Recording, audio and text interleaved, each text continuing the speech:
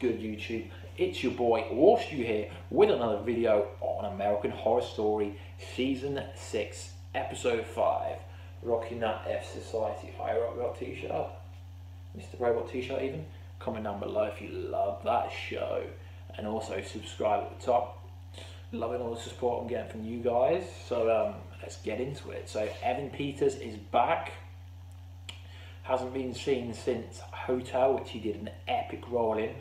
Interesting enough, his role in this episode is pretty similar to the Hotel. He basically is killed and then his spirit stays on the land, obviously, instead of staying in the hotel. So there's a lot of similarities to season 5, the Hotel. So he plays someone called Phillipe Mott, who he originally built the house, obsessed with artwork. That's why there's so much artwork in there. He has a gay lover called Guinness. Quite interesting seeing him playing this different diverse character. So during the creation of the building, there's a lot of supernatural shenanigans going on and people being killed during the creation of it. One day he brutally punished his staff and mischief for something that happened. He locked them up underground and they eventually were killed because they were starved. And when he came out, he's like, Guinness, he's like, you're a slave. He's like his gay lover still, but he didn't give him any special privileges in that sense, except for he didn't lock him up in the chamber. And one day the butcher came for him and killed him, basically. Chucked him on a fire, tossed his body into flames. Guinness managed to escape, only to be arrested on suspicious murder of his master. Somehow Guinness neglects to mention the servants who later died underneath. It's a pretty strong start, and then we go back to the current day where the butcher is offering the Millers a merciful death if they surrender the land to her. Matt pleaded with Shelby to take Flora, to get the truck and go out. He was going to lead him somewhere, but they set the truck on fire, so that possibility did not happen. So then what happened is that there's some tunnels underneath the house.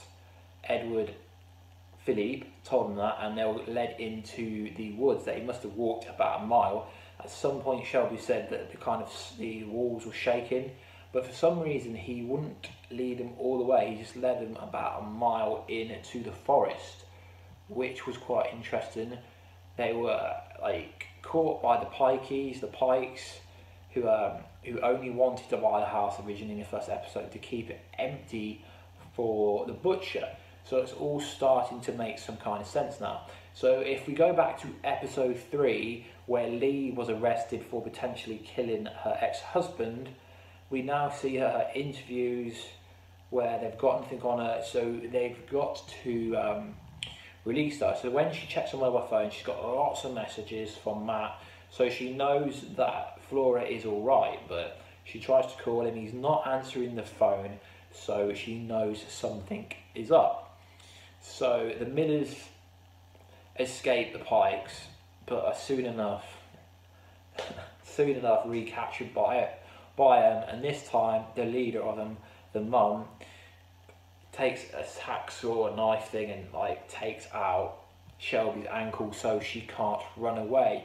So at this point they've given up. Shelby reflects on life and everything that she wanted to accomplish. She wanted to open a yoga studio. I don't know what it actually is with these American shows and people wanting to open yoga studios. I mean, it's the same as Scream Queens, as yoga and that. I just don't get what it is with the yoga studios. So they returned. So they were returned to the butcher. The Millers watched in horror as they were preparing Flora to be slaughtered in a savage way. Lee had just arrived on the scene, and Ambrose, her butcher's son, rebelled against his mother, dragging her into the flame and killing her. Before Piggy Man could finish off what the Butcher had started. Lee rammed Piggy Man with the car. Matt and Shelby got into the car and they were away. So they're able to find a cheap motel despite being homeless, broke, and without all their belongings. They're more than happy, still traumatised by the effects. Shelby to the current day, and the Butcher still shows her up in terrorising her in her dreams. God, that was a mouthful, but so much happened. So Shelby and Matt's nightmare may be over, but we've still got more than half the season to go. So where are they going to take this? And it looks like the kind of Roanoke part is over, as the American Horror Story official Twitter page put up a picture saying goodbye, sweet dreams, implying this part of the series is over.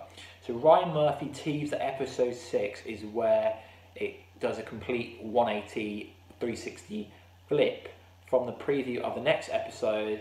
That seems obvious. So we see some kind of some guy being filmed. He knows he's being filmed.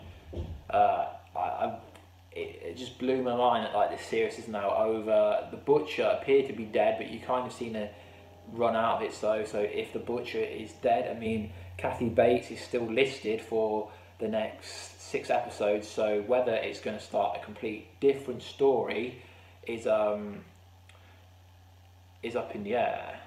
I mean, I don't think we've seen the end of My Roanoke, but maybe it's split into 2 separate halves. I mean, it's really cool that we've had Evan Peters back. He's also listed for the next, well, to the end of the season. So let me know down below what you think of this episode.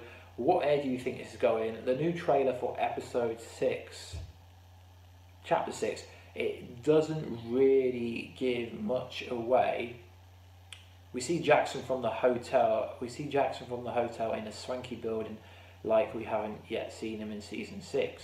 So I don't know. I'll leave a link to the trailer down below. So I'm not sure where it's going. Are they going to kind of build something? I mean, it kind of looks like a reality program.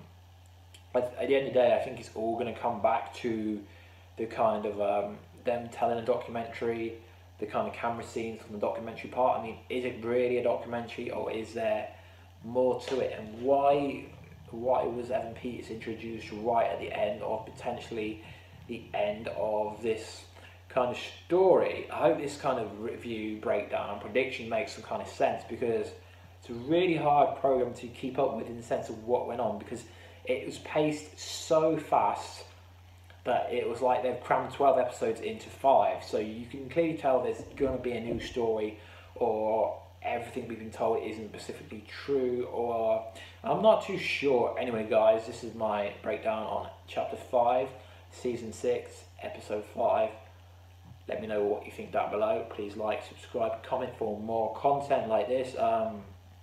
Tomorrow morning UK time, by midday, by 12, I will have my Legends of Tomorrow episode 1 season 2 review, and then I'll have my breakdown for episode 2 trailer by 5 PM UK time Thursday night, and then I will do some prediction video on the weekend, probably, or Friday, probably Friday. So I'll do my Legends on Thursday. No, I'll do my Legends on Friday. So yeah, I'm just going to have a ton of videos coming in the next few days. Check the channel to keep the views coming up. Keep checking the channel. Subscribe, like, comment, and all that good stuff. This is Phillipe, more like a vlog now, and we're out.